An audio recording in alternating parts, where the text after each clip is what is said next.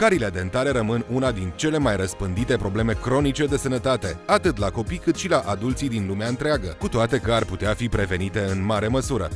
Carile dentare apar când acizii deteriorează stratul dur extern al dinților, denumit smalț. Acești acizi sunt produși de o peliculă lipicioasă denumită placă bacteriană dentară. Placa bacteriană dentară este formată din bacterii care se hrănesc cu alimente ce conțin zahăr. Procesul de digerare a acestor zaharuri de către bacteriile din placa bacteriană produce acizi, care atacă suprafața dinților.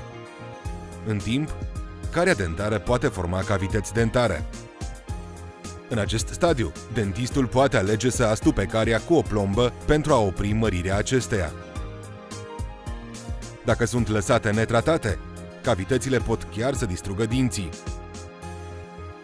Dar procesul de formare a carilor dentare nu se întâmplă deodată. Aceasta deoarece alte elemente pot acționa pentru a vă întări dinții și a opri procesul de cariere. Unul din aceste elemente este saliva. Saliva conține minerale care ajută la întărirea suprafeței dinților. Fluorura, un mineral care se găsește în pasta de dinți, ajută de asemenea la întărirea dinților. Deci, cum puteți preveni carile dentare?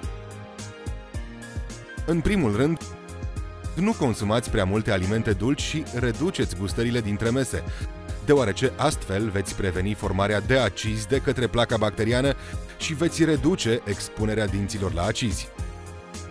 Dacă urmați vreun tratament medicamentos, beți multă apă, deoarece anumite medicamente scad cantitatea de salivă pe care o produce organismul. În al doilea rând, spălați-vă pe dinți de 2 ori pe zi, timp de câte 2 minute, folosind pastă de dinți cu fluorură. Fluorura întărește suprafața dinților și o face mai rezistentă.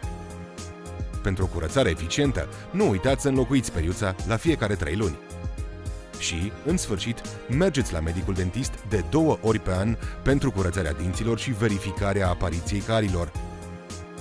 Blendamed și Oral-B vă oferă o gamă largă de produse de igienă orală pentru a lupta împotriva carilor.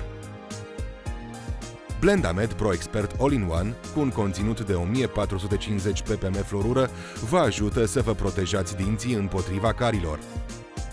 Oral-B Pro Expert Complete 7, cu peri dispuși în unghi de 16 grade, pentru a îndepărta eficient placa bacteriană.